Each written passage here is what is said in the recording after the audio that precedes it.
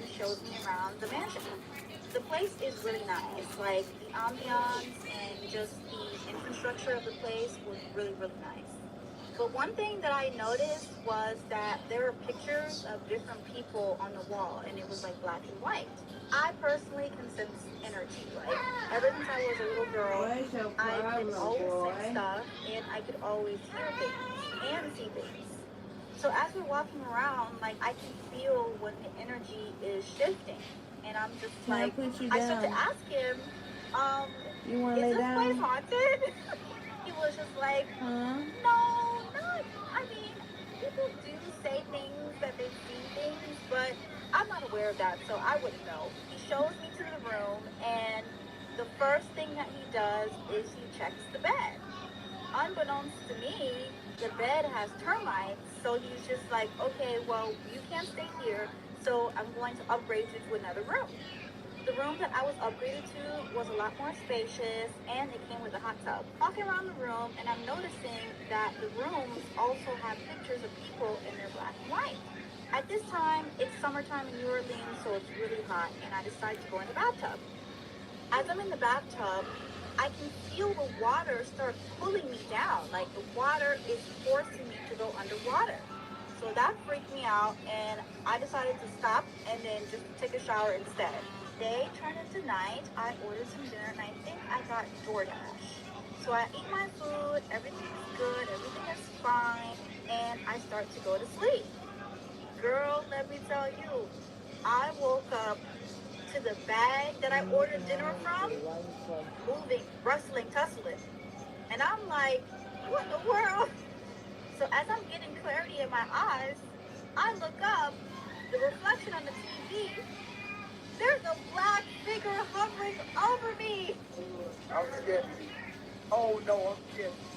At this point, I'm like, hell no. Come on, wait till the no, no, no. Come on. So I'm freaking out. I don't want to sleep in here anymore. The energy is just too much for me. Like, I'm starting to see things. I'm starting to hear things. Like, I needs to go. I was really thinking of sleeping in my car, but I was only staying for one night, and I was just like, okay, let me just stay here for that night and be gone tomorrow. I did my little prayer. Lord of Jesus.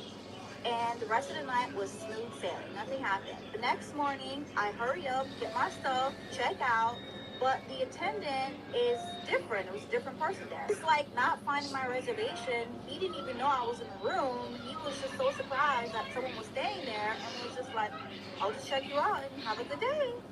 I'm thinking to myself, like, how you not know I was there the whole time? Anyways, that's all that I have. But if you want any more ghost stories, I have a lot to tell.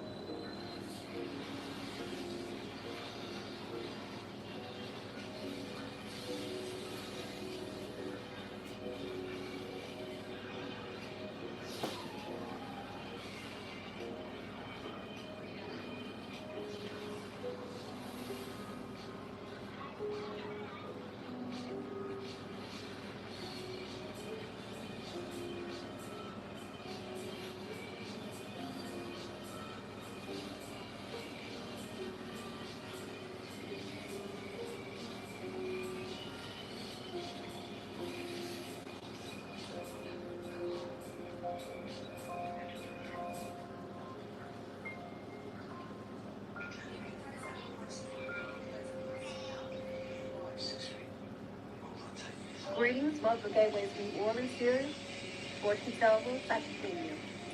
Anyway, what I want to share with y'all really quick is a story about Marie Laveau. And let me tell y'all something. I know so many people like have been in competition to take this woman's title and just want to be the next voodoo queen of New Orleans. I'm gonna be real with y'all. I don't think it's gonna happen for anybody. Only because this woman has such a huge legacy, and the fact that she still walked and roamed the streets of New Orleans is definitely real. And she's also a shapeshifter. She's also a shapeshifter. Let me tell you something. It's a lot of my friends actually live in the French Quarter. They grew up there. They families, like from their grandma, great grandma, granddaddies, everybody, have always lived in the French Quarter. There's so many stories that I can share with y'all about this lady. That it's like so much. I can't even mention y'all in this video. But what I can tell you is go to them French quarters late at night sometimes. Camp out. Because you might not see them on the first time, maybe not even the second night. I guarantee you, if you stay for a whole week, you will definitely see her. Where we will go, yes ma'am, all day long. All day. So many locals have seen her late over in the night, roaming, walking the street, but she also can transform into something else as well. When you go to Google, put in the queen, the voodoo queen of New Orleans, her name still comes up. And Google speaks of her as now, present. They don't even speak of her from the past. They don't use past tense for her at all. So, that's amazing. And it also lets you know that she still roams the streets. And the spirit world is very real and that she hasn't moved anywhere. So that's just something to take into consideration. I think the story is amazing. So just wanted to share. New Orleans is a portal city, one of only 7 on this spinning rock. Okay. Hear me out.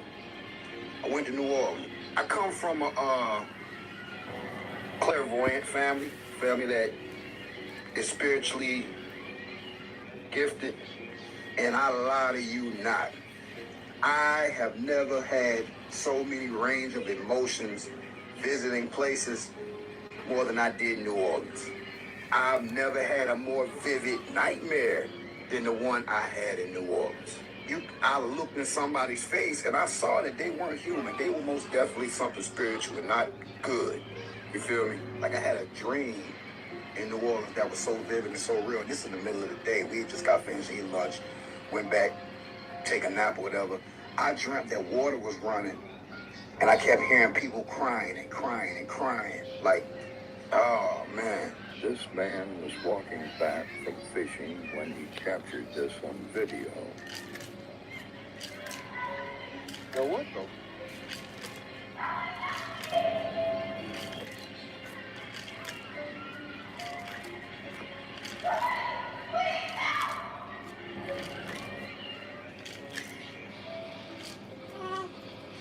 What the?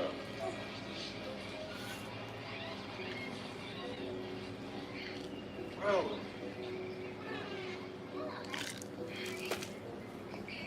There's nobody in here.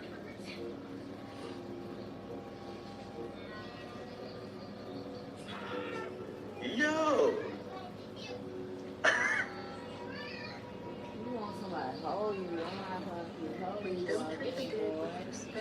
They will most certainly come back and haunt you. Here's a little kid hotel that you may have heard or may not. It's called Knock Knock. Who's there? Around the hill, land is so low and wet that you have to bury the dead above ground in a vault. That's because if the river were to overflow or a hurricane were to hit land, your family members might just rise up and come back and pay you a visit. Now, down the river away from Laville, there once lived an old man and his only daughter, Jolie Calais, or Teresa as she was called.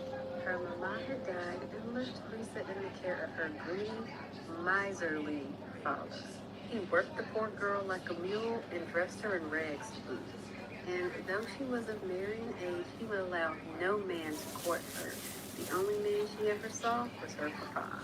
All this man ever cared about was the gold that was hidden under the floorboard of his bedroom.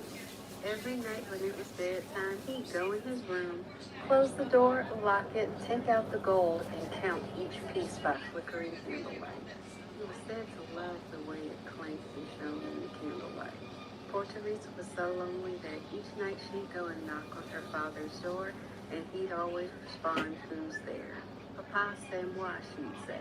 "It's me, Teresa, Papa. Let me in so we can talk. I'm so lonely." But her father would always yell back, "Girl, go and get out of here. I can go do some work. You only want to get your hands on my gold, and that'll be over my dead body."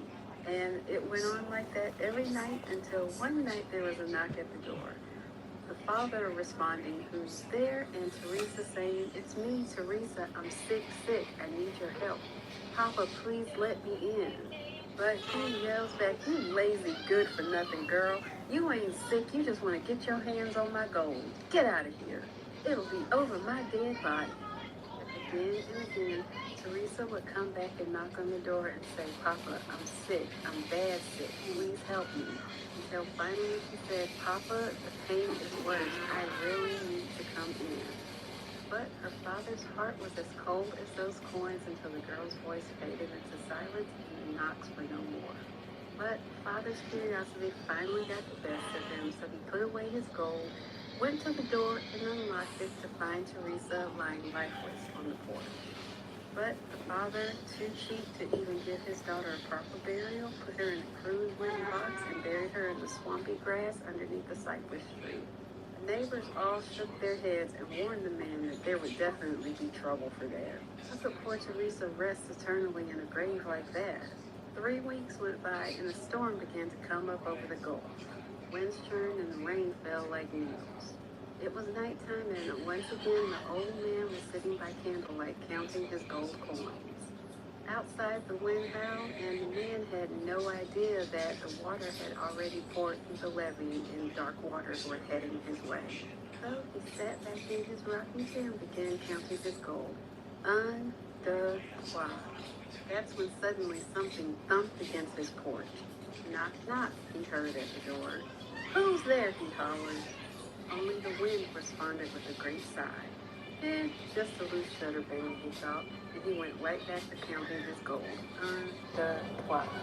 This time, 3 knocks pounded even louder at his door. Who's there? He yelled, but only the wind responded. It's that dear down dog trying to get in, he said. Un, deux, trois, and he continued to count. This time, 3 more knocks, even louder than before. Who's there? He shouted. But the wind responded with only a low, sad moaning. At this time, a cold shiver went down the old man's back. Storm's got you all jumpy, he says to himself. It's just the wind blowing that old oak tree out there scraping the window. The moaning rose and rose above the wind until it became a terrifying scream. Papa, c'est moi, Therese. Let me in, he hears. Papa, let me in, preceded by 3 knocks. As the eye of the storm passed right over his house, everything felt deathly quiet. 3 days passed and the waters eventually receded. Neighbors came by to look in on the old man just to see how he was doing. As they passed by the cypress tree, they realized that all the dirt had been washed away and Teresa's grave was now empty. Knocked at his back door, but no one answered. Fearing that something bad happened to him, they all went inside. They found him sitting in his rocking chair, cold as a stone, hair as white as snow. A silent scream frozen right on his face and his eyes bulging out in terror.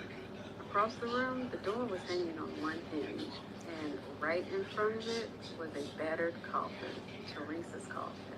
Her hands withered, clutching her papa's gold coins with a grisly smile right on her face. With the money, the neighbors purchased Teresa a nice whitewashed vault above ground, along with a proper burial. There wasn't enough money to give the man one, so they buried him in the cypress box underneath the tree in a shallow grave. Since that time, whenever a storm threatens to come ashore, you can see the man standing there warning people of the danger that's about to come. Folks know he's paid them a visit when they hear 3 knocks at their door. Was this man's fate justified? Let me know what you think in the comments. So let's talk about how I met my first witch in New Orleans. First witch ever.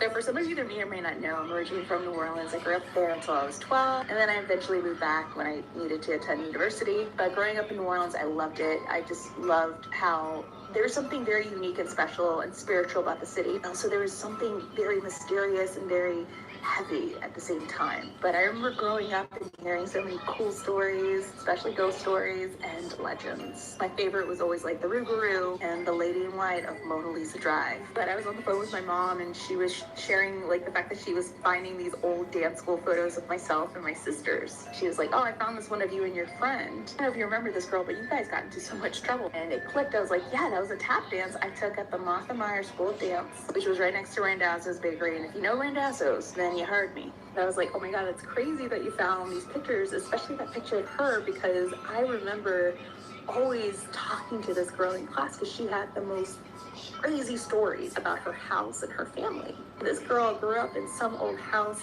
in New Orleans with her and her family. What was so intriguing about her mom and her dad is that she claimed that they were witches.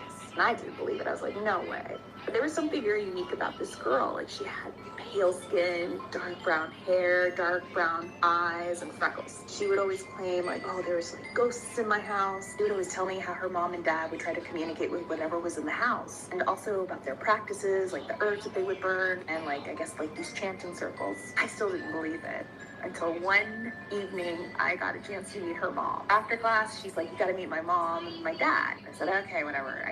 I leave the class with my little ballet tote, and lo and behold, out of a sea of like perms and high-waisted Jordashes, there's this striking woman dressed up in this lace Victorian-like gown. I'm telling you, gorgeous, like dark black hair, bright red lipstick that matched perfectly with her nails, and pale skin.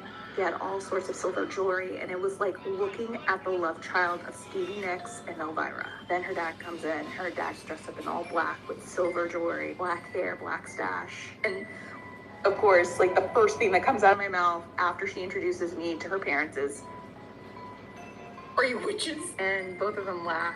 I'll never forget the way she smelled. She smelled like frankincense. Then I asked her, "Is it true that you guys like speak to ghosts?" And her reply was, "Oh, they just speak to me." Then we started getting ready to leave. And I told her, you know, it was nice meeting you. And I'm just like still shook with the fact that I met a witch. And she stops and then she looks at me. And then she said, "It was nice to meet you. Don't be surprised if one day these ghosts end up talking to you." Would you believe that this guy and this guy are the same person? If you live in New Orleans, maybe you've seen him around. Although if you have, I suggest that you probably run the other way. Either way, if you don't know who he is supposedly the vampire of New Orleans.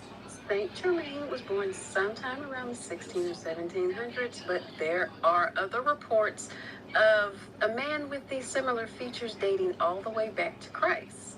This man was a close acquaintance of figures such as Voltaire, Catherine the Great, Marie Antoinette, King Louis, Casanova, and so much more. There are some reports that even say that he was there when Jesus turned water to wine and was a part of the Council of Nicaea. There are reports of Saint Germain sightings all over Europe until 1784 when he died in Germany.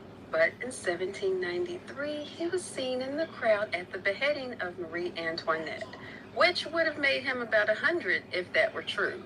But how did he get to New Orleans? In 1902, a man by the name of Jacques Saint Germain buys one of the most prestigious properties in New Orleans at the corner of Ursuline and Royale. It's said that he immigrated from France and was a descendant of Saint Germain. People who would party with him would often say they never saw him eat, only drink red glasses of wine. Jacques had been accused of attacking a young woman.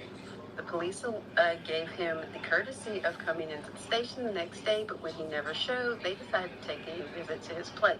When they walked in, there was no Jacques.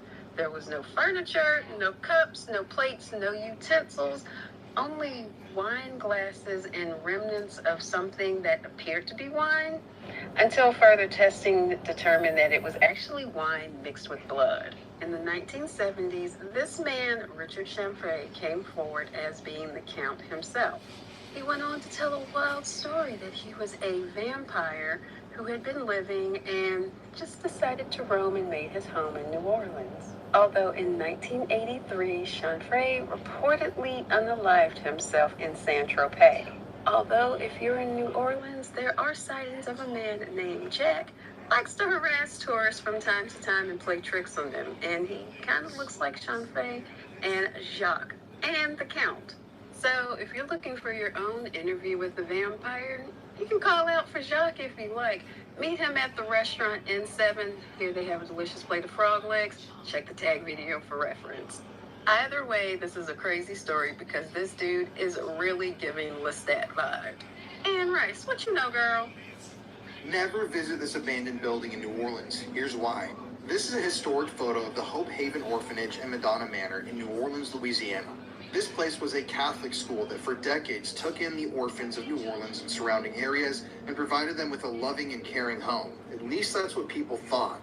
In recent years, though, in reality, we've been finding out that Hope Haven was a house of horrors for kids that were sent there. As it turns out, the priests and nuns that were working these buildings were essaying the children there. They were not only abusing these children in vile ways, but they were also physically abusing them, beating them with rulers, beating them with sticks, and like I said, forcing them into performing horrific acts on them. These were nuns, priests, monks, people that were tasked with giving these children a nice home, and a lot of these men were abusing the young boys when no one was looking. All you have to do is go read this article about the former orphanage. I mean, it talks about how children would hear other kids screaming through the hallways throughout all the night. Kids would see other children with bruised and bloody faces, and it details firsthand accounts of kids that were inappropriately touched when they were there living there. Now, it's no wonder that Hope Haven and Madonna Manor are both known to be extremely haunted. And a few years ago, I actually broke in there with my wife and a couple other people from New Orleans that knew the area well. And the energy inside of those buildings is absolutely indescribable. It was some of the most haunting, some of the saddest energy I think we all have ever felt. It was almost like stepping back in time, walking those hallways. I mean, a lot of the stuff that was in there was just left when the buildings were finally closed down. And in one of the hallways, there was a massive painting of a group of clowns that was just staring at us from the darkness. That's in my video. If you want to watch it, it's on my YouTube channel, The Paranormal Files. Yeah, it's just absolutely horrific, the things that happened there. And some of the responses that we got when we were asking the questions led us to believe that some of those kids, those victims, may be still there inside of the buildings. We also received some responses that led us to believe that there may be some of the evil priests still living there. I don't really know exactly what the type of energy is that's in those buildings, but it's just not good. New Orleans Haunted Story Time. This is the time where I got locked in one of the most haunted places in the world. That is Bloody Mary's Haunted Museum, which I highly recommend that you go visit and take a tour, and also do a paranormal investigation. On one of my yearly visits to New Orleans, I was visiting family, and my niece wanted to go travel to this museum. It has a ton of crazy haunted objects and multiple paranormal investigation equipment. 20 minutes into the tour, my niece feels something touch the back of her neck and even pull her ponytail. One of the assistants overheard us and said, yeah, that happens quite often. We have many entities in this building, especially children. That's great, Mom, but no me focus. We ended up doing a seance where we heard unusual noises and felt as though something was brushing against our leg, which we find out is a ghost cat that happens to be around the museum. Yeah. But the craziest part of the museum is the Zach and Addie murder apartment, which is definitely open to the public during the museum tours. This is where it gets a little crazy. We were doing our little investigation in this apartment. Then we noticed that we're the only ones in the apartment, but we have company here. Yeah, those are creepy haunted dolls. We're hearing what sounds like movement going on downstairs. And I finally go downstairs and notice that we were locked in the museum. For part 2, if you want to know what happens next. Y'all want me to talk about vampires? So let's talk about the Casket Sisters. So in the early 1700s, the French colony of Louisiana was basically having a population crisis. So the governor of Louisiana hit up King Louis of France and was like, hey, my settlers and my men, they need some attractive women. They need some wives. We need some women here. So what they do is they basically come up with a program, sending different women down to Mississippi, Mobile, New Orleans, different parts of Louisiana to hopefully, get there and marry these men. Now, in return, the men were getting diaries from the king. If you are not familiar with a diary, that is basically like when the bride marries a man and their family gives them land, property, jewelry, money, all that good stuff. Mainly like wealthy women would, wealthy families would do that. So that is what the men were expecting as well with their wives. So now, these women weren't just the best women of the time. These were like women that grew up in orphanages, women that were sex workers and prostitutes, and I don't mean to say it like that, but basically the bottom of the barrel women. They weren't going to send their best women. So they send them, this was a 6-month journey now, a 6-month journey. So this is where it gets crazy. They only allowed them to stay at the bottom of the ship. They could not get on the deck of the ship. So they were not exposed to any sun, you guys. So they were extremely pale, extremely malnourished, and they had bloodshot red eyes, horrible blisters on their skin. They weren't attractive to look at the time. So they were on this boat for 6 months just to get to this place to marry men that they don't even know. So once they got there, the men wasn't attractive to them. And back then, if you had any type of disability or anything that was slightly off about you, if you were just poor, they treated you like you was not human. So they were under the care of the Ursuline nuns when they were in New Orleans. Like I said, the first batch of women was in Mobile. They arrived in Mobile, Alabama. These were the women of New Orleans I'm talking about that was under the care of the Ursuline nuns. So when they got there, the ones that did marry was in very horrible marriages. Like they were treated like crap and treated like they were just animals, you know. So the women that were at the with the nuns, they were selling their bodies and doing anything they can to make a living. Like this is all they know. That I don't got shipped here to another place. I'm having to stay with other people. I don't have no money. People, everybody around town looking at me like I'm just disgusting. So the only thing I can do is prostitute. So word around town got around that they were evil and that they were vampires, because whenever they would be out in the sun, their skin would just blister up. It was just horrible. And they got their name, the Casket Sisters, based off of their luggage that they carried. They carried these big, brown, heavy luggage that was filled with all of their belongings. I mean, they just moved somewhere far away, so they need their belongings, right? So the luggage looked like caskets, and that is where they get their name, the Casket Sisters. Now, like I said, rumor has it that they're just evil and that they're demonic, and that's why they look like that, and that's why they're always out at the nighttime and doing the things they do at night. Me personally, if you want me to be honest, I just felt like if I'm on a boat for 6 months and I'm having no exposure to sun, maybe that is why I react the way I act to the sun. But the only reason I believe that they probably were vampires is because of what I'm about to tell y'all. So like I said, the nuns was hearing these rumors, and they were like, you know what? I'm going to put y'all in the 3rd floor, lock all y'all stuff up here, y'all caskets, everything is on the 3rd floor. At this point, the king is fed up because he's like, they're not getting married. They're not doing what the plan was supposed to be. So bring my women back. Bring them back to France. Bring my dowry, bring everything back to France, because y'all did not do what y'all said y'all were going to do with the women. So when the nuns went up there to go check up on them, they weren't there. Nothing. They bolted. Oh, I forgot to mention, they bolted the room, the windows. There was no way out and there was no way in. And they even had the Pope bless the room, guys. So this room is like impossible. It's like a cell. It's impossible for them to get out. The nuns go up there to check on them because the king like, bring my women back. There is nothing in that room. How? It wasn't like the window, like they could get out a window. The windows was bolted shut. It wasn't a ladder. They was on the 3rd floor. How else? What other explanation?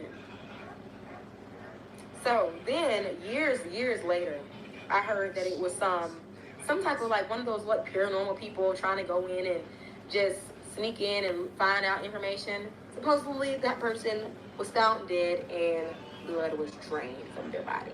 Now, I don't know how true that is, but that's crazy to me. But let me know what y'all think about the Casket Sisters. Who wants to see some of the best ghost pictures ever taken? Before you come at me and say, I've seen these before, yes, you have. I post them once a year. So let's get into it. My husband's cousin took these pictures in New Orleans when she was on a historical tour. So they pull up to this house that used to be owned by a despicable, vile creature named Madame Lalaurie. And she was a slave owner that did unspeakable things. And we don't need to talk about her anymore. Give her that. So the tour guide's like, yeah, go ahead and take some photos. You know, sometimes people catch orbs on cameras. And it's really important to note that nobody crossed the street the entire time that these photos were taken. And you'll see why that's important. So the first photo, there's really nothing to see. It's just in front of the house. As you can see, nobody's walking by. The second photo is where it gets kind of interesting. If you look right over here, you can see somebody walking by, and what looks to be, to me, like an old Mary Jane or some sort of like saddle shoe almost. And if you're like me and obsessively research everything, these are what shoes looked like back then. This photo is the most terrifying of all. And I know you're looking around, you're looking at the windows. No.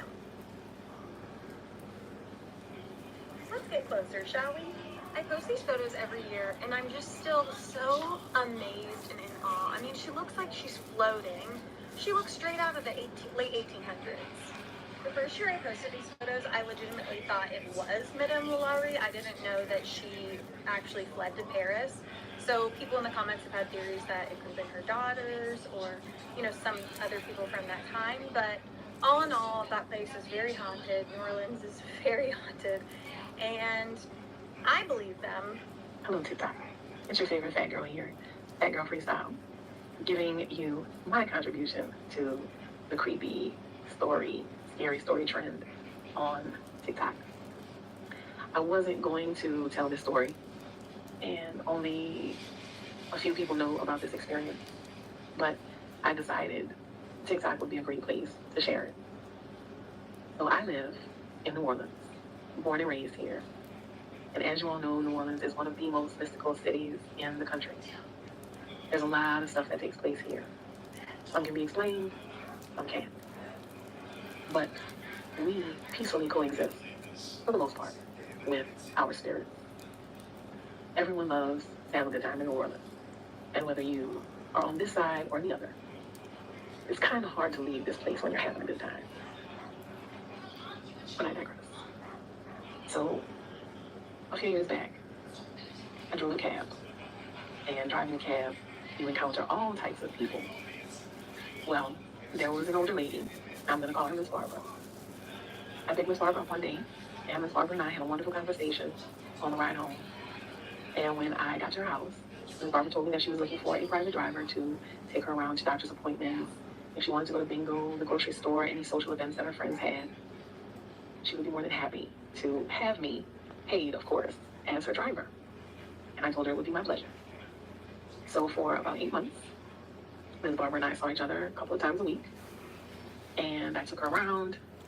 She shared stories of her life growing up in New York, why she moved to New Orleans, how much she loved New Orleans, told me about her husband who was deceased. She told me about her son as well.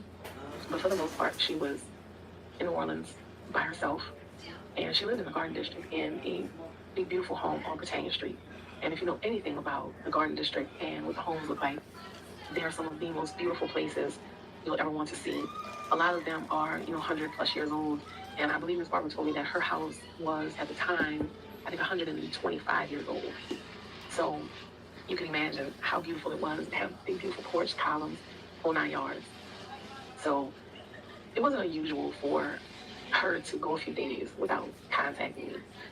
So this particular week, I had heard from her. It was like, by Wednesday or Thursday, I was like, oh, I haven't heard from Ms. Barbara. She'll probably call me by Friday or Saturday because that was usually the norm. If I didn't hear from her during the weekday, normally by the weekend she would call. Well, it gets to Thursday, and I get a phone call from her son. It was a very brief conversation, and he just simply told me, I need you to go to the store for my mom. He says, I left a note, a grocery list, and money in the mailbox. I said, okay, no problem. I'll go and retrieve it, and I'll go to the store. Still not thinking, I said, well, maybe she's under the weather, or, maybe he's in town visiting. I don't know. But I went to her house. And the first thing I noticed was a pile of newspapers on her porch. And there was a time when newspapers were still being delivered. And I knew that Miss Barbara faithfully read her newspaper every morning, along with her cup of coffee on her porch. So seeing the newspapers piled up, I knew something was off. I got out of my car, walked up on the porch, and I looked through the windows. She had sheer curtains, so I looked through the windows and I could kind of see, but I didn't see anybody in the house. So I went to the door, rang the bell a couple of times, and in response, I started knocking. Keep in mind, it's a big, heavy door, so I'm knocking very, very hard. And I'm saying her name, Miss Barbara, no response. And she didn't drive, so she didn't have a car, so it wasn't like there was a car sitting in the driveway or on the street or anything. So I said, well, something was nudging me, like, don't leave. I called the house a couple of times, didn't get an answer. So I said, well, I'm gonna call emergency services. I said, but let me try the knob, see if it's, open. Door's locked. So I called 911 because I want them to come and do a wellness check. Well, I'm turned with my back to the front door on the phone with EMS, emergency services, giving them the information, telling them I need them to do a wellness check, giving them the address.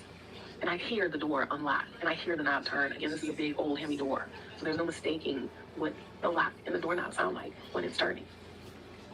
And I told the dispatcher, I said, oh, she just came to the door, and I turned, and nobody was there. But that door was open. So I pushed it open, and I started saying Miss Barbara's name. And to my left, I heard a moan. It was very low, but it was a moan. So I walked in, and just past the sitting area, Miss Barbara was on the floor. I tell the dispatcher, I'm like, oh my goodness, she's in here, she's on the floor, something happened. So I go to her, I'm holding her hand. Emergency services arrive, take her to the hospital. Thank God she's okay. She'd had a fall, bumped her head, knocked herself out, and she had been there actually a couple of days, going into the third day by the time I got there. So when she's recovering, she asked me, how did I, come to just like show up at her house? I said, Miss Barbara, your son called me. He told me to come. He needed some groceries. He left a note and money in the mailbox. And she looked at me in disbelief and she goes, my son called. I said, yeah, Miss Barbara, your son called me and told me, there was a grocery list and money in the mailbox. And, go and pick it up. And she's looking at me like, what? And she's looking at me like I'm crazy. And I feel a little weird because I'm like, your son called me, Miss Barbara. Hold on for part 2. So Miss Barbara's like, she's like, you're pulling my leg. There's no way my son called you. And I'm thinking she's going to tell me, it's because he's in another country or, he's on some secret assignment in the military and he can't, get in touch with her or whatever. I said, Miss Barbara, I'm telling you, he called me and he told me to go to the house, check the mailbox because he left a grocery list and money. I said, and when I got there, I said, I noticed that your newspapers were piled up in front of your door. I said, I know you read your paper every morning. You sit on your porch and you drink your coffee. I said, so it was odd to me. So that's when I decided to go up on the porch, start knocking on the door, check on you, see, what was going on. I said, and something really just kept nudging me to just not leave. I said, but I said, the strangest thing happened. I said, because I tried the door at one point. I said, when I was on the phone with emergency services, I said, I very distinctly heard the lock and the knob turn. And the door came open. I said, that's how I got into the house. I said, so I'm not sure what that's about. I said, but, thank goodness I was able to get in and, and she's just staring at me. And I said, Miss Barbara, are you okay? And she says, Kim, I need you to sit down. I said, okay, no problem. I said, are you okay? What's going on?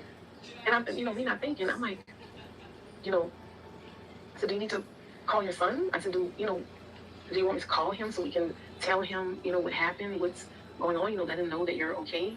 I said, I can look through my phone and see what number he called from. I said, and if we can't get in touch with him directly, we can call his rank and, they can get in touch with him. And she's just waving her hand like this. She's not even talking. She's waving her hand and she's shaking her head. And she said, you don't need to do any of that. She took a deep breath. She let it out. And she looked at me directly in my eyes. And she said, my son has been dead for 10 years. She said, there's no way he called you on that one. I said, Ms. Barbara, your son called. Told me there's a grocery list and money in the mailbox. But I would not lie to you about that. But I would not joke or kid or anything like that. I said, that is the only reason I showed up at your door. The only reason. I said, when I saw the newspaper piled up, I knew something wasn't right. And she said, I'm telling you, my son has been gone for 10 years. She said, but I'm not upset with you. She said, I believe you. She said, I'm going to tell you why I believe you. She said, I remember falling. She said, I'm not sure how long I was out. She said, but when I came to at some point, she said, my son was sitting on the floor next to me. She said, he wasn't saying anything. She said, I really thought I was dead. She said, but I talked to him the whole time. I was down on that floor trying to pick myself up, not being able to move, going in and out. She said, I talked to him. She said, I told him, if it's my time, stay with me while I go. She said, but if not, if it's not my time, I need help because I can't move right now. And she said he just kind of faded away. And she said the next thing she knows, she hears me knocking at the door and calling her name.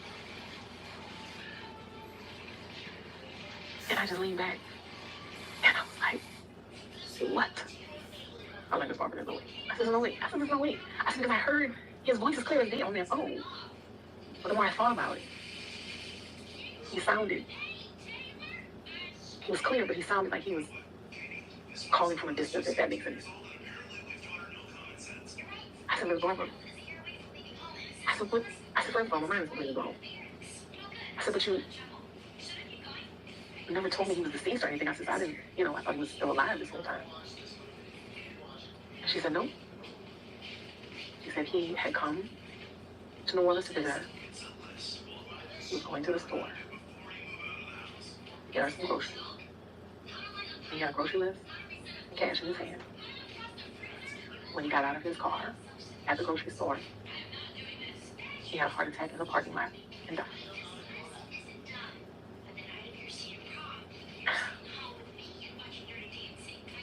I'm gonna blow y'all mind even more. When Miss Barbara got home, because of course I, made sure that they transported her, got her home, made sure she was comfortable, and, set her up with nursing services and everything. When we got home, I checked that mailbox. And in that mailbox was a grocery list and money.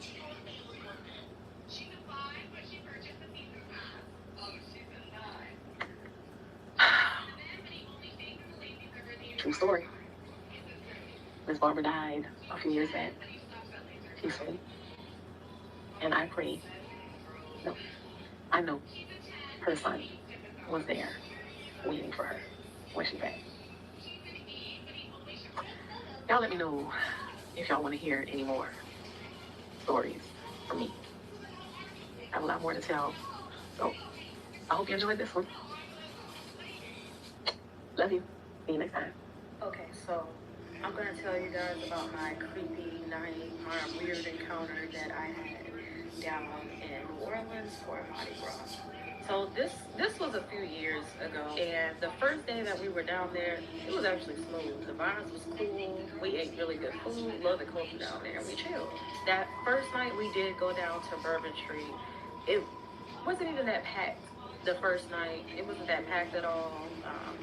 We socialized with different people, but there was one particular person that we did have a conversation with.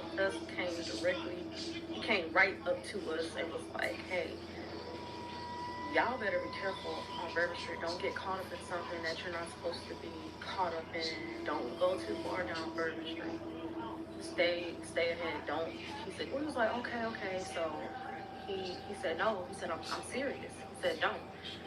And he said, I've seen many people die on this particular street and many people vanish. He started telling us some crazy stories. And so we stayed right there talking to this man for at least a good 20-30 minutes. We enjoyed the rest of the night. We stayed out for a while that night. We went back to our hotel. Everything was chill. We planned to go back down to Bourbon Street the next day. This is when things took a shift from the moment I felt like we left our hotel room. Everything just fell off. Things just felt weird. Everything just felt so weird. So we went down to Bourbon Street, and this particular night, the street was packed, like to the point where you could barely walk down the street. We didn't even drink this particular night. We didn't have nothing to drink at all. We were very sober. We just kept on walking. We just honestly kept on walking. We really just got caught up in the moment, just looking around, seeing people talk, do crazy stuff, and we just kept walking. And I kid you not, the further we kept walking, it's like Bourbon Street got darker and darker. And of course, there was no business open where we were. That's how far we got down. No bars were open. It's like the street got quieter and quieter. We could turn around and we can still see people down Bourbon Street still. So we knew that we didn't go off. We know that we didn't go off too far, and we got to a point of Bourbon Street where there was it felt like the end, but we could still see the other side of Bourbon Street, if that makes any sense. But we were way past the crowd. There was really no one where we were. There was no businesses open, there was no bars open. We were just going. And we get to a certain point where we just all stopped talking with each other. We just got quiet. I don't know. We just stopped talking and we just started walking. It's like something caught our attention to the point where we were just silent. And we continued walking down Bourbon Street. We kind of looking at each other, all kind of confused, like, like we don't turn around. Like, why are we still walking? And we got all the way down to this part of the street where there was a lady sitting. There was a lady sitting in a chair. She was dressed in all black. You couldn't see nothing on her. She didn't flinch. She didn't look our way when she saw us. She didn't do none of that. She sat there still like a statue. And next to her was a small stool. And it looked like it was some of her belongings that was in a black bag as well. She didn't say nothing. We all paused in our tracks. We looked at each other. We was like, I said, let's turn around. Let's go back up towards Bourbon Street. The only thing that was really well lit that night was a lamp pole that had a lantern on it with the fire going. That was the only thing that was well lit.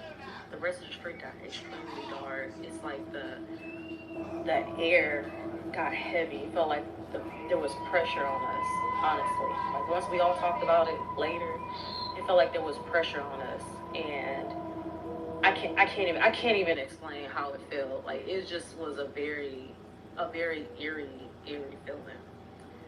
So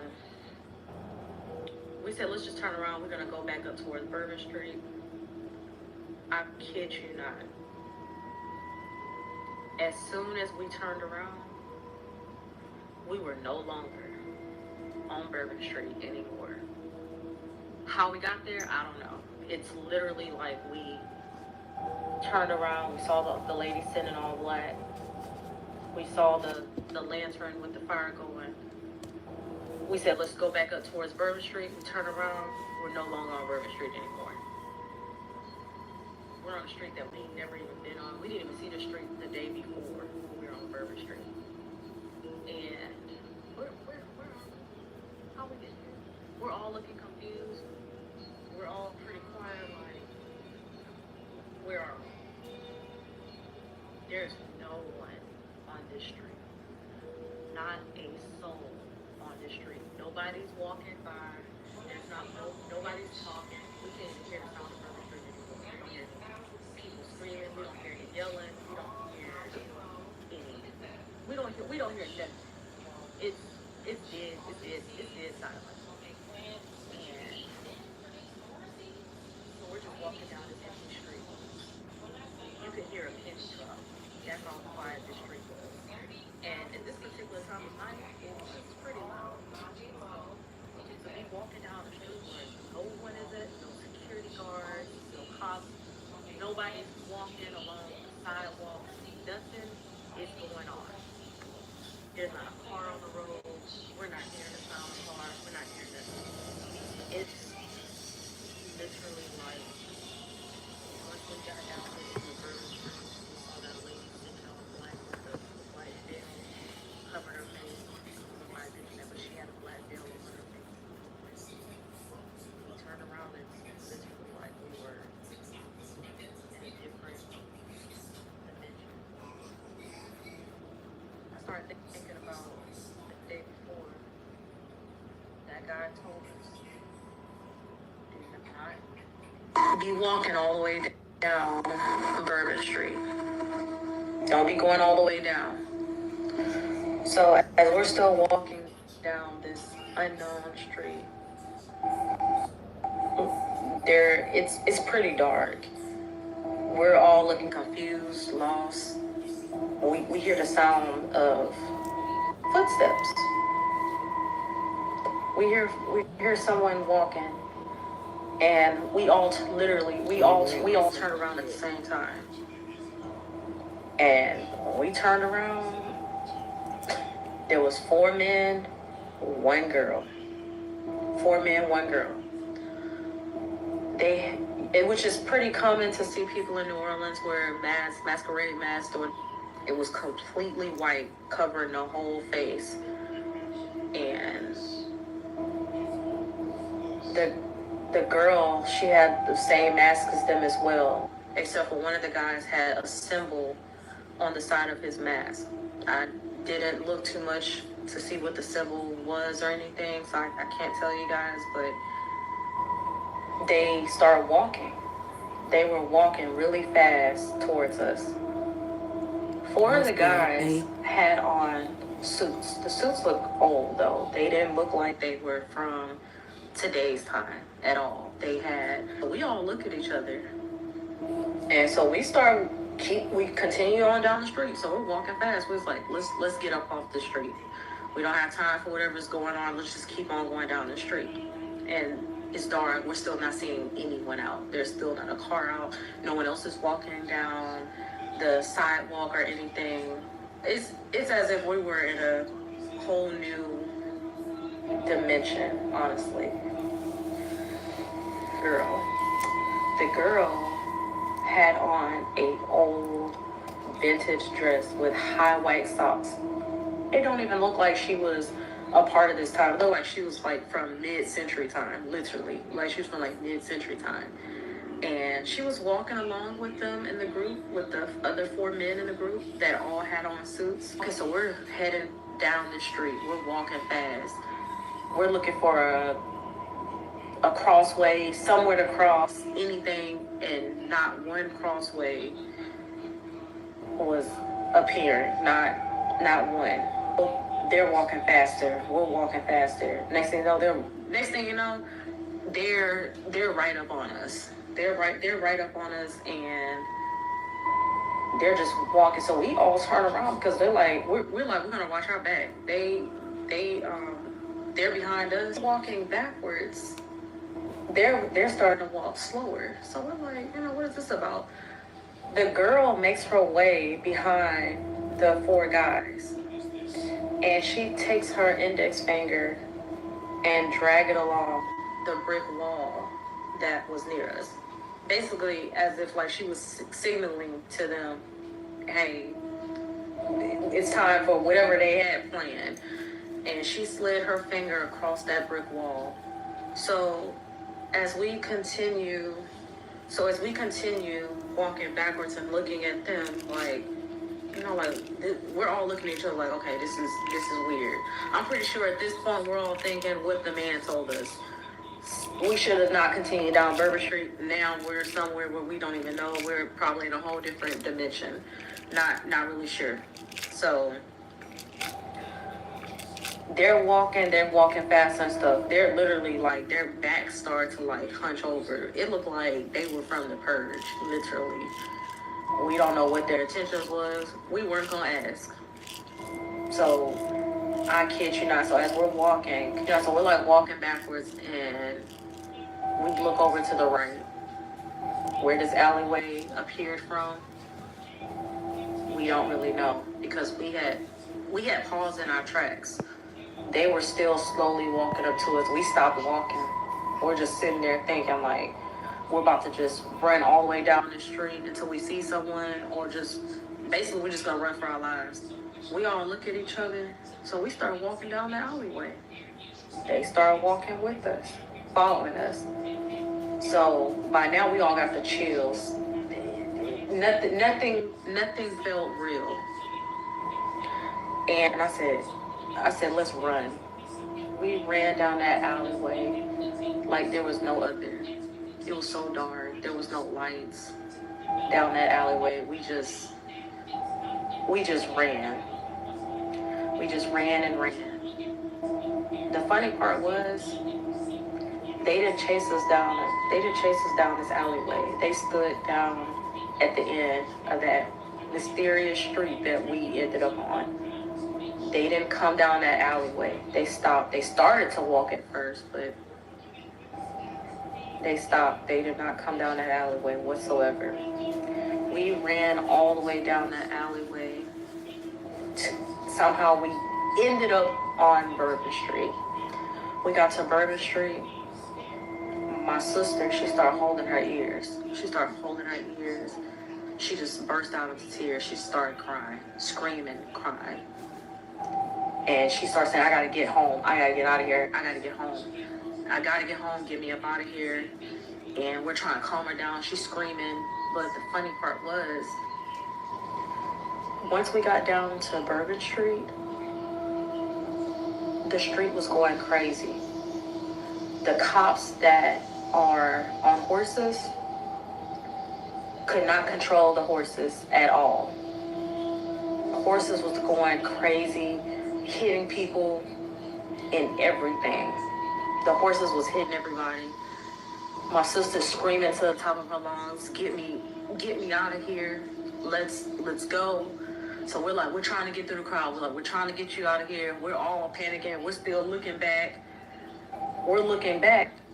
We're still just a few feet away from where we came off of this alleyway. That alleyway was not there anymore. We had not drank any alcohol that night or anything. The energy just felt so heavy. It just felt so eerie. It felt like we honestly came out of a whole nother dimension. And once we got off of Bourbon Street, we hurried up. When I tell you, we basically ran to our car. All of our stuff was already in the car anyways because we were planning on leaving out, head back to Houston anyways. With this Once story, we got off of Bourbon Street, the man telling them we got in that car so what quick could have and happened, left. that was a setup. He set We them headed up. home so quick. We didn't ask no questions at all. We got in the car so quick. My sister, when we got to that car, she was still screaming and crying. My sister could not calm down whatsoever. That was a very weird encounter. Let me know in the comments down below if you guys had any weird encounters in New Orleans. But that was mine. Will I go back down to New Orleans? Yes. The comments down below if y'all had any weird encounters. So when I was in high school, I took a photography class, and part of the photography class was that they would take us to different field trips of different places throughout the area, and one of the field trips happened to be Eastern State Penitentiary. So while we were there, I decided with one of my friends that we were going to take one of the tours. So this tour that we went on included death row. And in death row in Eastern State Penitentiary, there are two ways to enter. There's like the guards entrance and then the entrance for the inmates through the showers. And the way it's set up is there's a brick wall that separates the two. And then at the end, after the showers, they meet up again before the cells. So my friend and I decided we were going to walk through the showers and try to snap a couple pictures, and the rest of the group walked on the other side. And while we were walking through the showers, out of nowhere, I got this really intense, sharp pain in my right side, kind of like upper mid-back towards the side. And this pain was so intense and so strong and came on so suddenly that it actually knocked the wind out of me, and I was doubled over in the showers. So the tour guide notices that we didn't catch up to them yet, and comes into the showers to check on us and sees me doubled over in pain. And she goes, "Keep walking." And I was like, "What?" I can barely move. She goes, "Keep walking." I was like, okay. So I walked towards her, and as I did, the pain started to go away. And she goes, "Are you feeling better?" And I went, "Yeah." And she goes, "Just so you know, back in the day when this was a functioning prison, a guard walked through the showers to check on an inmate who said he was unwell, and the other inmates jumped him and stabbed him in his kidney, his right kidney. Is that where you were having pain?" And I said, "Yeah." And she goes, "Yeah, I've been doing this a long time, and I've only ever seen two other people have this visceral reaction in these showers. You're the third." So basically, I got shanked in prison by a ghost. Ghost update. Things were much quieter this month. I felt like the vibe was way more intense than usual. Like, my cats were freaked out for a solid week. But this time, instead of hearing the whole, like, show and production of hearing the murder over and over and over again, I heard someone faintly knocking on my door when no one was there. And I heard her crying upstairs. And I was really confused by this. You guys have been kind of watching as my theories have evolved, and I didn't really have an answer for what was going on, because in my experience, a residual haunting isn't conscious, and because of that, it doesn't change, which is why I jumped so quickly to assuming that it could be a demon or something negative, like harnessing the negative energy of her traumatic death, because it changed. It went from a clearly residual haunting to something trying to interact with me. But this past weekend when I was working in the quarter, I ran into a medium and we got talking about the situation. And she gave me a take that I thought was completely fascinating, explained everything that I've been experiencing, and I have never heard the concept before. It was completely new to me. She explained that her theory was that you can have residual hauntings and conscious hauntings from the same person, from the same traumatic episode, as two separate haunting events. So when I went upstairs to try and talk to this woman the first time and felt like she couldn't even see me, felt like there was no interaction there, that's because it was a residual haunting. And it was still recent. But when I heard her knocking on my door for the first time, that was actually her. And that's why the energy was so different, was because it was conscious. She was trying to interact with me in a way that residual hauntings just don't. So this medium theorized that she was sort of waking up, and that those first couple of months, she was watching her own residual haunting. And eventually she became aware enough that she was watching me watch it too. And I think the reason it was so much quieter this month was because she's accepting what happened. I did film when I heard the knocking on the door and when I heard her crying upstairs, but it was all very quiet. I don't know if you can actually hear it. If you guys are interested, I'll post the footage anyway. I know you guys are big about footage. But yeah, that completely blew my mind. Completely changed the way that I think about hauntings in general. So let me know what you guys think about her theory. Okay, so I lived in New Orleans for about a decade, and when I first got there, I had to rent this really crappy apartment in mid-city. It was really tiny and uncomfortable, and through a connection, I was able to secure a double just directly across the street on Jefferson Davis Parkway, which they've renamed, thank God, but I rented this big double. On my side, it was 3 bedrooms, 2 baths. On the other side, it was 5 bedrooms, 2 baths. I had this gorgeous balcony overlooking the parkway, this big, beautiful park in the neutral ground. And I was just super excited because I love old, like, Victorian homes. I love antiques. And this place had, like, old oak floors, built-in cabinetry with glass panels, the columns, the glass doorknobs. Like, it was freaking beautiful. And I was just in love with the place. So we get in there, we're settled, and we don't even last a week before, I'm upstairs, I have a balcony overlooking the parkway. My son's bedroom is next door to me, my 6-year-old. Had a bathroom, and then my 13-year-old son was in the back, his bedroom. So my son keeps coming to me in the middle of the night, and my boyfriend's living there with us. He keeps coming in the middle of the night saying that he can't sleep. But I keep putting him back to bed, over and over again.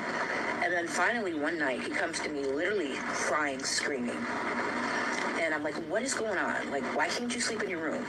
Are you okay? And he tells me that there's an old, darker-skinned lady in there with a long dress and a broom cleaning up. And she keeps talking about how he should feel disgraced that his room looks like that. And it's just a mess, that he has to clean it up.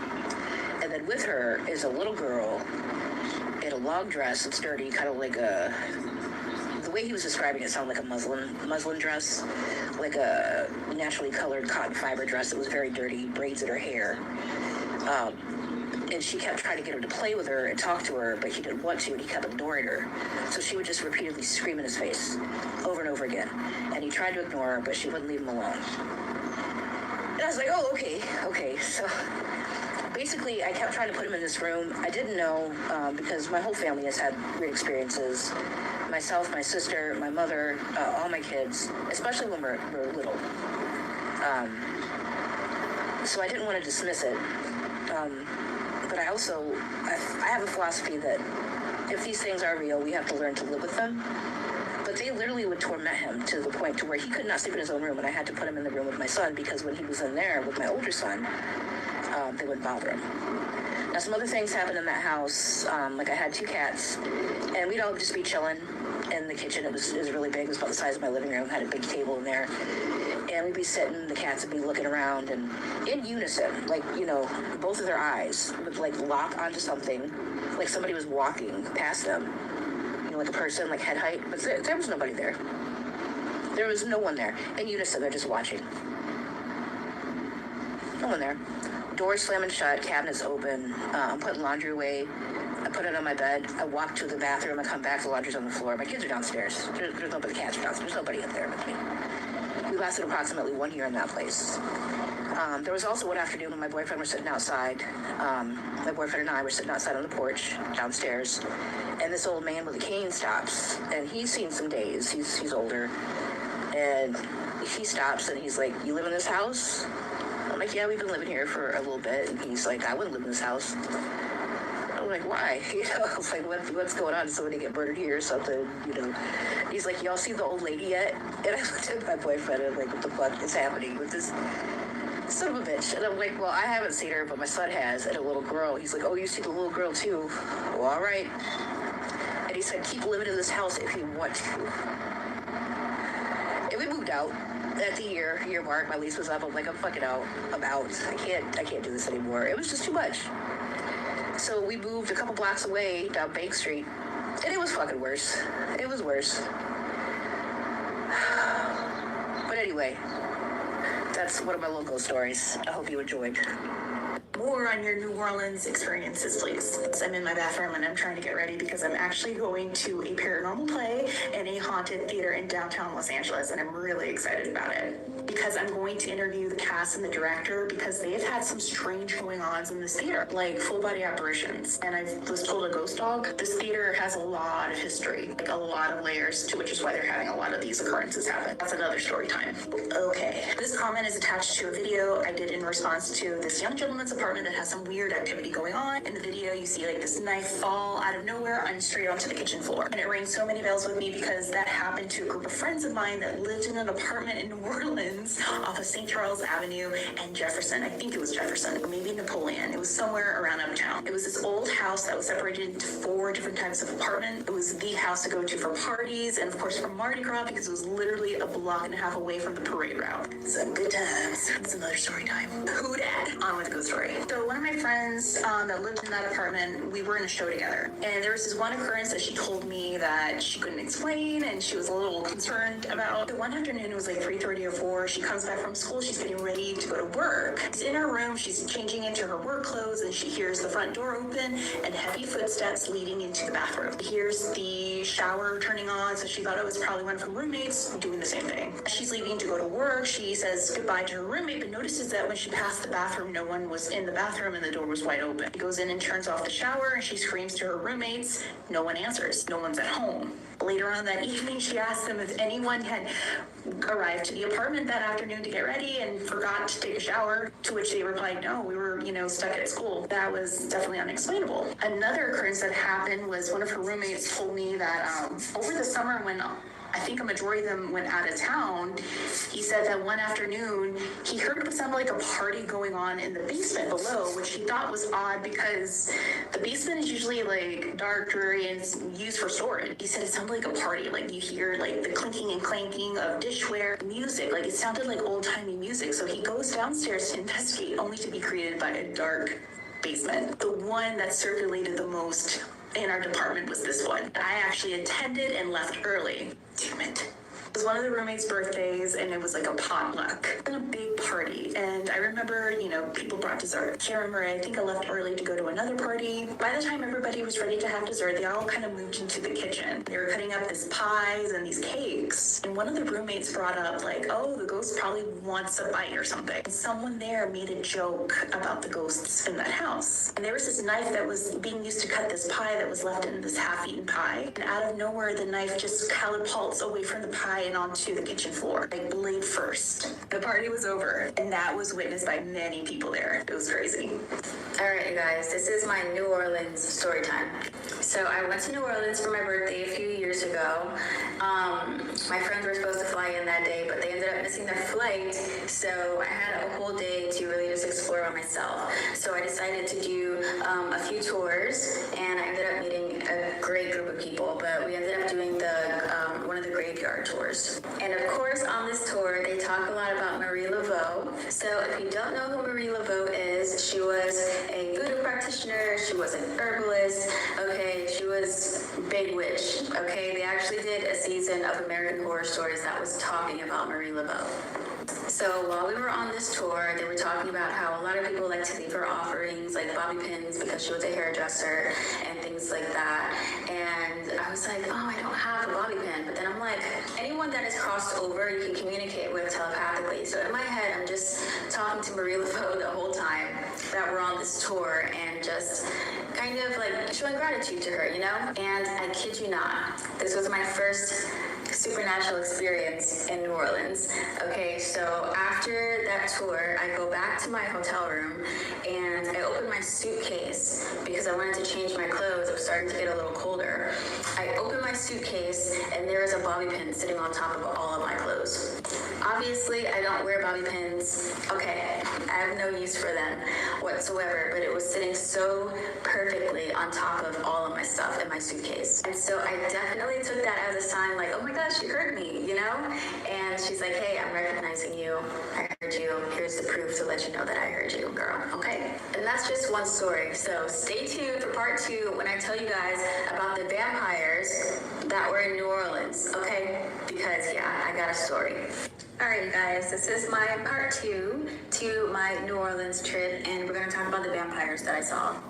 So fast forward a bit into my trip, both of my friends got there, and we decided to go out and walk Bourbon Street and just see what the nightlife was like.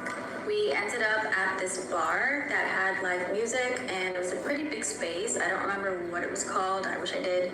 But when you walk in, there's like the bar on the side, and then this is what caught my eye at first. There was this table in the back right corner that a lot of people were sitting at, and they were sitting like on top of the table and on the actual like benches of the table. Their vibe was completely different than everyone else's in the room. It was just kind of, the only way that I can describe it, it was like a still darkness. It was just kind of off. But there were these 2 guys in particular that caught my attention. One was this tall black guy, right, that was sitting on one of the tables, very tall. And this other guy who was like a shorter white guy, But they both looked very interesting. But I turned back towards the bar so that I can grab my drink and talk to my friend that was next to me. Tell me how, as soon as I turned around with my drink, he was standing there right in front of me. Like some Twilight shit. He started talking to my friend, asking where we're from, what we were doing. Now, one of my friend's boyfriends, who actually lives in New Orleans, was with us, by the way. But anyway, this vampire dude and his tall friend convinced my friends, not me, that we needed to go to this bar. I think that's one of the oldest bars that's in New Orleans. And they have this unlisted shot that you have to ask the bartender for that's not on the menu. And as we started walking, we noticed that we're getting further and further away from, Touristville. And by this time, I really wish that I could explain it, but the vibes were just so weird. They were so weird.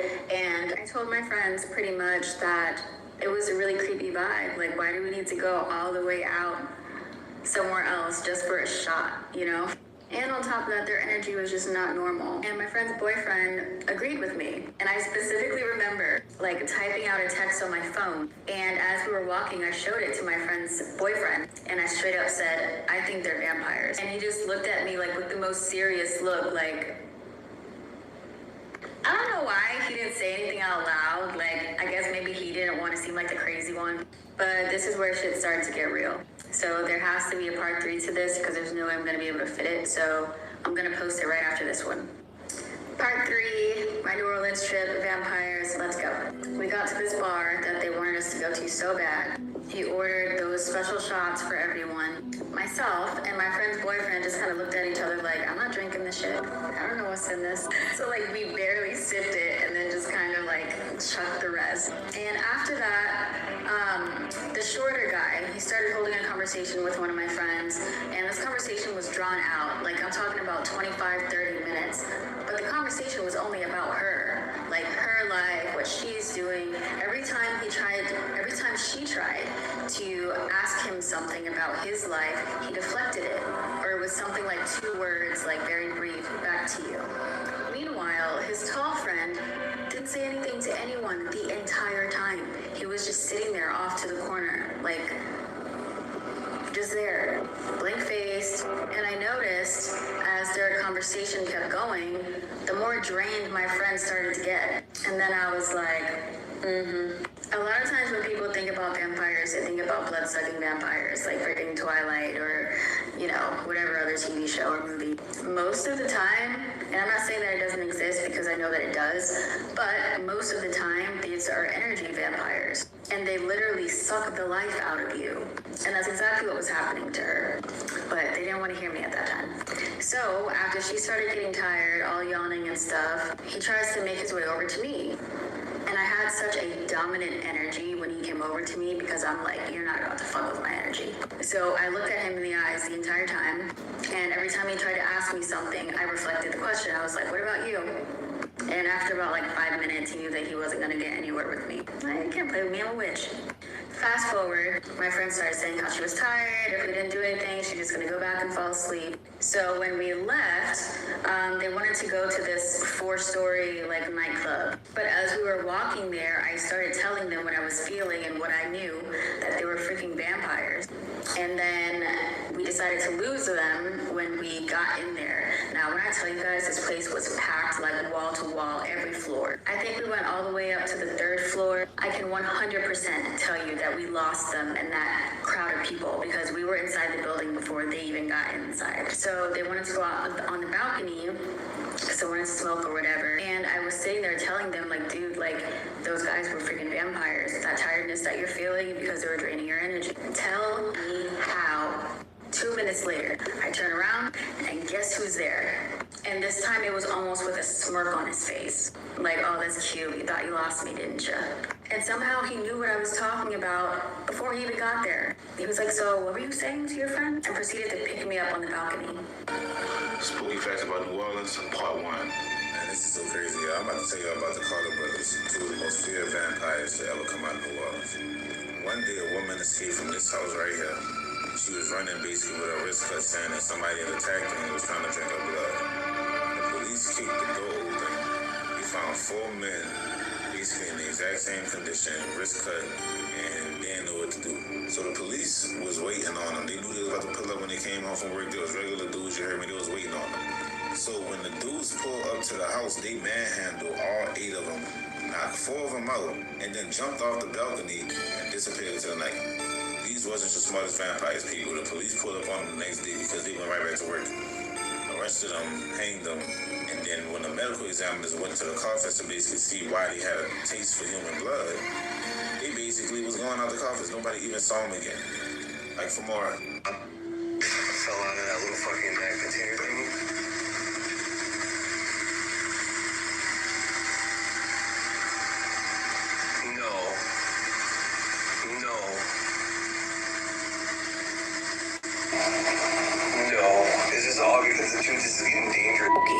So I've been tagged many times on this video via Instagram and TikTok. This videos usually give me pause, but there could be several explanations that we could touch on real quickly. No joke, when I was living in New Orleans, I had a group of friends that lived in a apartment off of St. Charles, and something like this happened in their kitchen one night. This was a big story that went around school where this knife that was in this half-eaten pie all of a sudden flipped off of the pie and onto the kitchen floor in that formation. That story like circulated all over our department. It wasn't just like that occurrence. There were other things that happened in this apartment. You know, if you want me to tell that story, because those stories were crazy when I was attending school with them. But at the same time, this could also be fake because it is the internet. This could be definitely manipulated. Moving forward, Josiah is the creator behind this video and many videos that are similar to this occurrence that he's been documenting for a while. I've watched a couple of these videos. Now, what's really interesting is that he is slightly inebriated and these occurrences are happening. So that's an interesting factor. But could it be a trick of fish wires and the lights and shadows? Quite possibly. Because if it's too good to be true, then it's not. Then another quote I also like to go by is that if it's weird, then it's weirder than you think. And here's what I mean. There are many cases that are similar to this video that are based off of poltergeist-like cases. And you can actually find more information on the Psi Encyclopedia. Basically what a poltergeist is not a ghost. It's psychokinesis. It's an activity that's manipulated with our minds. There have been many cases like this documented. You can find this on psiencyclopedia.com. Involved in these cases, well, they include objects moving on their own, noises, raps, knocks, and thuds, and other mischievous actions. There's even a case that I read in another article where alcohol was definitely a factor of this. Other thing that people pointed out is that his camera glitches before this phenomenon occurs. Again, could it be PK? Or then again, it could be him manipulating that to happen on his end. Like I said, it could be something that is explainable, or it could just be a trick. What are your thoughts? For this one, how about we talk about the Seven Sisters of New Orleans? The Seven Sisters of New Orleans were, of course, seven sisters who were powerful hoodoo women who operated in New Orleans in the 1920s. It's said that these sisters were almost identical in appearance and that they had the remarkable gift of retaining a youthful appearance of someone in their 20s well into old age. And these sisters were well known for their psychic abilities and clairvoyance. It's said that they could look at someone and read their mind or read their future. Now, according to the legend, there is controversy whether these seven sisters were actually seven different women or just one woman pretending to be multiple people. Now, I found a couple documented informants that had a different story for the seven sisters. One said the seven sisters were just one person who tricked their clients by changing their clothes, and another that said it was just one woman, but that it was a seventh sister and the other six sisters didn't participate. Now, the last story is a little bit more believable because the seventh son or daughter is believed to be magical, either possessing blessings or a curse, meaning they could prophesize or become a werewolf. Now, if the story of imitation sounds familiar to you, you may remember that the same story swirled around Marie Laveau and her daughter, so take it all with a grain of salt. Over the years, the Seven Sisters of New Orleans gave rise to several imitators, and today there are lines of hoodoo products sold internationally that carry the Seven Sisters name. I think the universe is out to get me.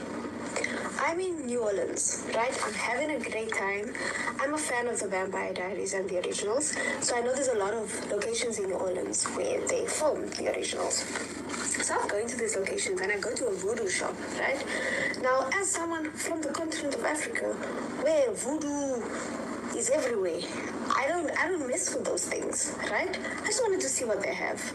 I'm looking around. There's a lot of people that are just buying potions and voodoo dolls and stuff.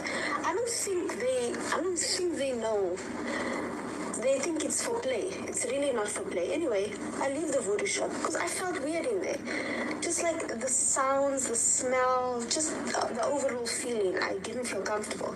I go out, living my life. The next day, tell me why, I'm sitting in Jackson Square and there's this guy. Now nobody's walking on the grass, right? Everybody's walking on the big part. There's this guy that comes and he's busy walking on the grass barefoot, right? But he's like walking around and around and I'm like, he's a weirdo. Anyway, cool.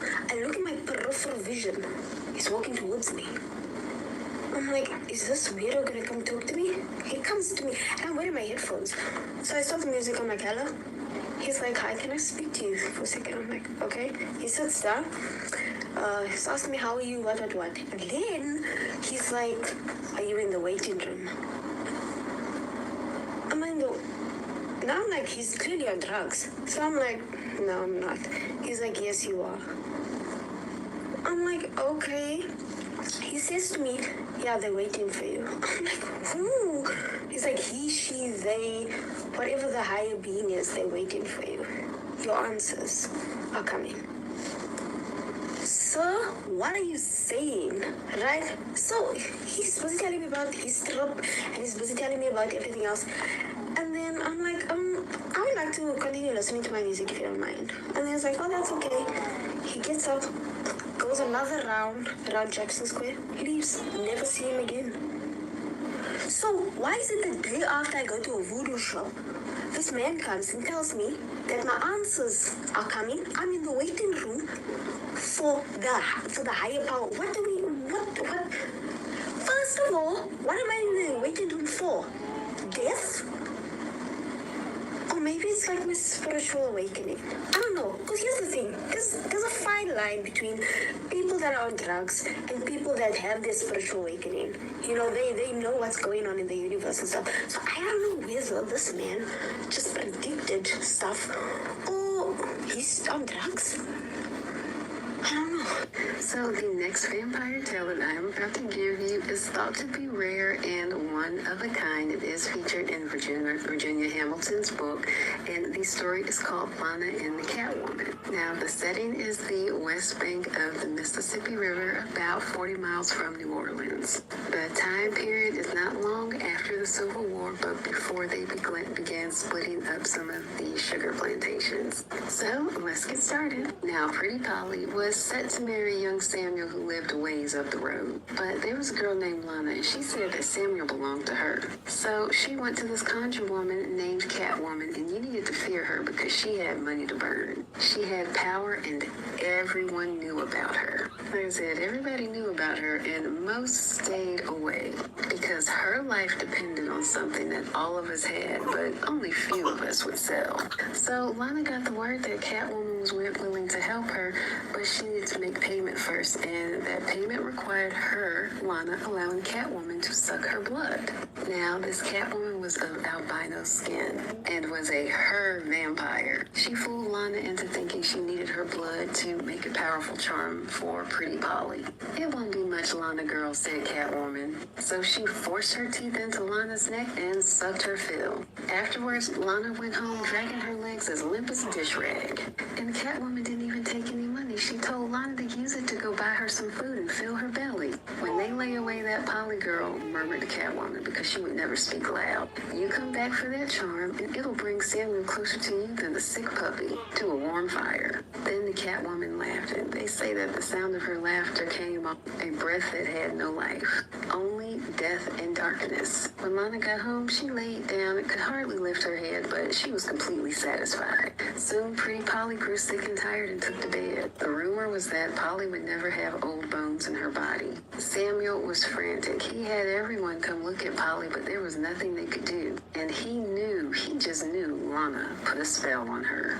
So Samuel found out where this Catwoman vampire lived and went to go see her himself. She opened the door right before he was about to knock. She was wearing a white turban and white dress. Her face was covered with rice powder to cover up the smell of the rotting flesh that was her face. She told him, I know why you come here, but I want you to say it. So he told her, and she said, my price for saving her is to suck your blood. Are you willing to pay that price? He said, you can get as much blood as you want from the slaughterhouse. She said, I want strong and fresh young veins. So she led him to the couch, drank her fill, and told him, your girl will be fine by the time you get home. But just remember, I can spell her anytime I want, so you need to make sure you come back and give me more blood when I want. Go to part 2 for the rest.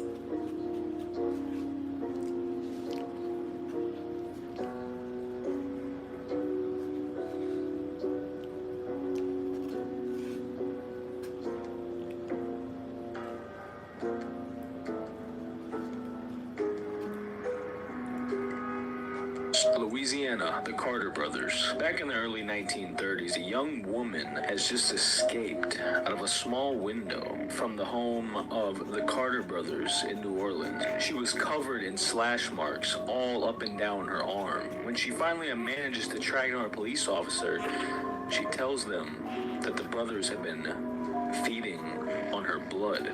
Police storm the residence and they find more women in similar states, the blood draining out of their bodies. The brothers, now thought to be real-life vampires, were captured and executed. And years later, as as someone went to uncover their graves, the coffins were found to be empty.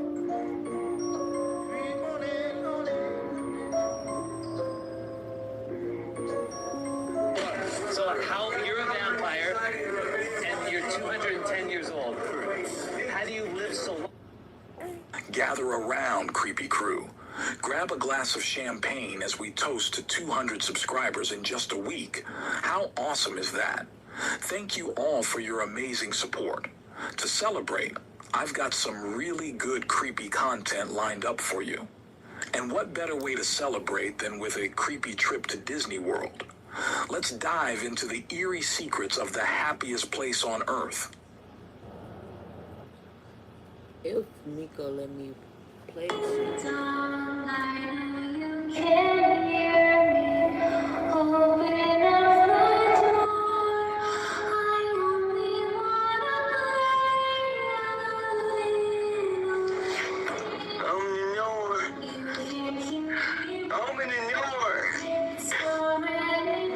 I just rang your doorbell. Please, I have a couple questions. But are you sure? This video contains content that may be disturbing to some viewers, including discussions of child abduction, human trafficking, and other sensitive topics. Viewer discretion is advised.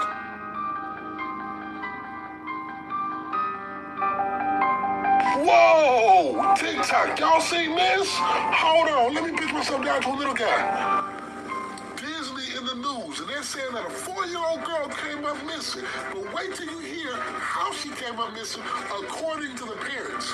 Now this article right here says a 4-year-old girl went missing at Disneyland in Los Angeles as reported in a TikTok video raising concerns and sparking a digital frenzy about the mysterious incident. Let me tell you, now we don't have a picture of the family or the kid. This happened to a Latino family, so the whole situation was told in their language. But through all the interpreters on TikTok, this is what they're saying happened. So this family, who was a Latino descent, said they went to this bathroom and saw a trap door similar to this opened up, and that their daughter was down in there. They said the door closed, and they went to run and report it to security guards. They thought they was crazy.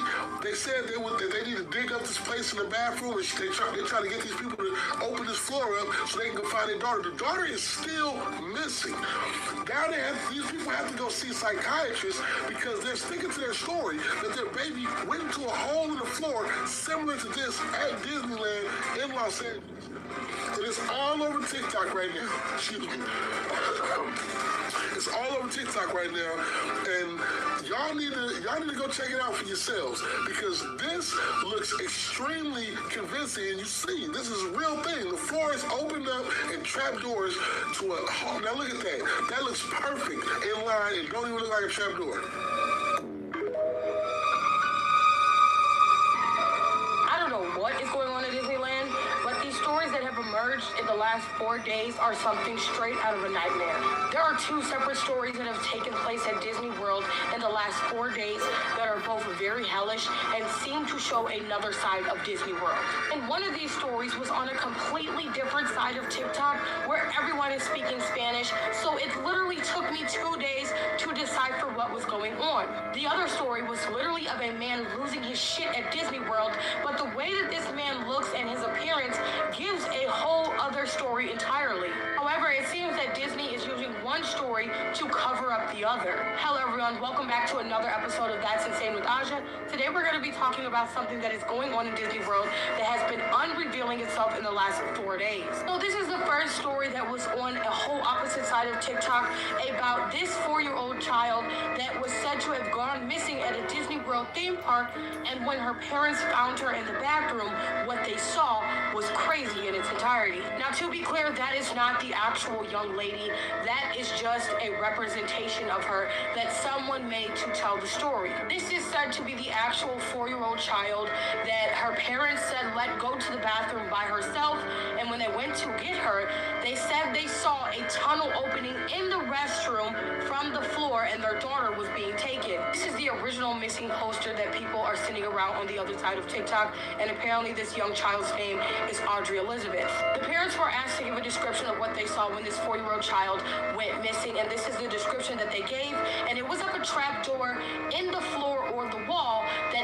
up and the child was behind. This is the video that is going around and is said to be a representation of what they saw, not the actual video. What is so crazy is that the mother asked the workers at Disneyland to break into the floor and they denied to break ground to look for this child. Now this is the video that people are saying is supposedly the mother talking to security trying to get them to look for her daughter and they will not look for her. I'm not sure if this is the real video, but again, if you understand Spanish or you hold and click translate, it translates to this being the mother that is of the missing 4-year-old child. Now for those of you who are unaware about the tunnel system that runs through Disneyland for the characters to go through, because they don't want to ruin the fantasy and have multiple characters seen in different places, this is the actual tunnel system, so I don't deny anything happened. Next, there is this man that has gone rogue at Disney World, and there are multiple videos of him climbing into the actual props at Disney World in the water naked, and to me, it feels like a cover-up for the missing child. Because we all know when someone is on the forefront or a company is on the forefront, damage control is always to distract. However, this man looks so malnourished, confused, and he seems to be there alone, which is weird in itself because who goes to Disneyland with no family or no kids? So who's to say that this man was not being kept captive at Disney World and finally got free and started to do these bizarre things that I'm going to show you?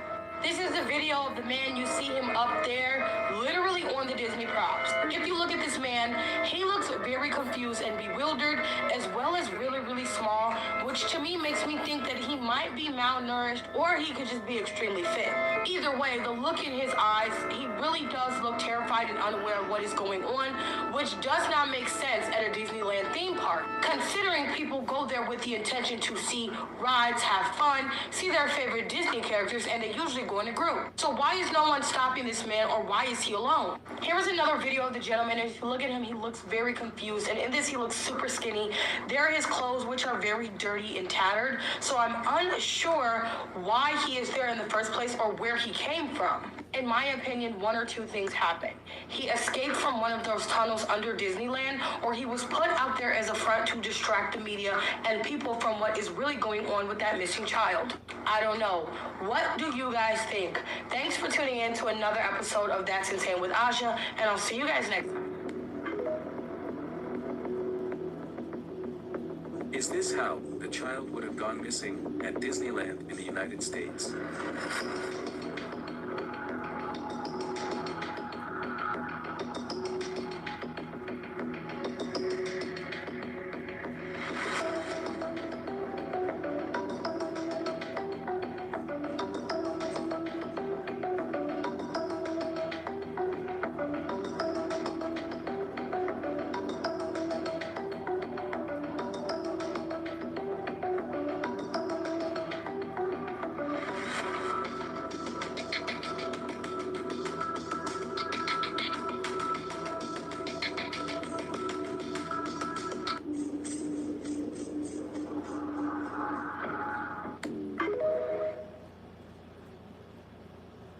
Trigger warning.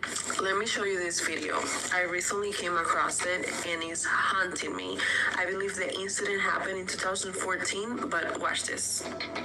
It's 2:53 p.m., Sunday, August 5th, more than 2 hours before the Disney Dream would leave Port Canaveral. An 11-year-old girl appears startled by the 33-year-old dining room server who stalks her from around the corner. The elevator arrives, and he makes his first move, there, grabbing her breast through her clothes as she passes by. We'll speed up the video now, as for the next 43 seconds, he blocks the door, preventing it from closing, corners the girl, and, look closely, he bends over, and she would soon tell Disney security, places his right hand on her breast again. Then you see her legs squirm as she resists, as the man forcibly kisses her on the mouth, then walks away as if nothing happened. I'm pretty sure TikTok is gonna ban this video, but I just wanted to share this with you guys. Always keep your kids close to you. Like, it doesn't matter where you go to the movies, you go to the zoo, they want to go to the bathroom, they want to go to, I don't know, to get some water or something. Always keep them close to you. You don't know who's around you. So this is so disturbing. An ex-Disney employee exposes the back rooms at Disney. Exposures to back rooms. I've been freaking trying to get out of here for the last 10, 15 minutes. No, I just freaking tried to go to the bathroom and I found myself in the middle of nowhere. Yeah. Watch what's about to happen. Let me get Carol and help. How did you get back here? Just open a random door and next thing you know I'm in here. What is that?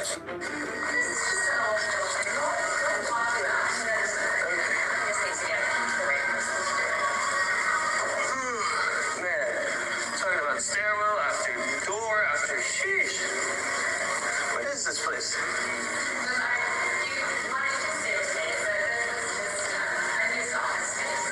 Whoa.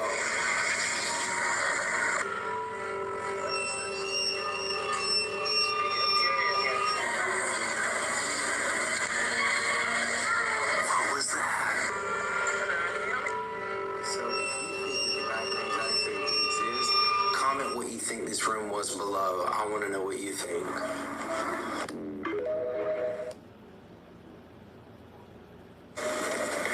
This video shocked me. It's about a ride from Disney, but could there be some truth to this? Watch it. You let me know. Little boy getting on a boat to go into It's a Small World After All. With everything that happened about the streaker incident, a lot of people said that he escaped. Check this out.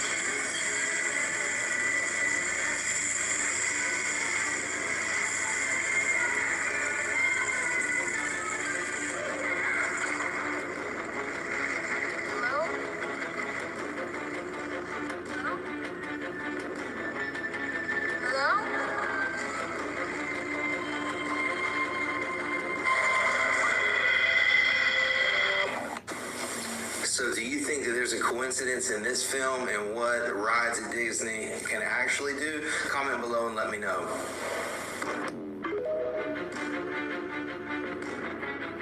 With a report that you won't see anywhere else. It's where every child's dream comes true, where you're supposed to feel safe.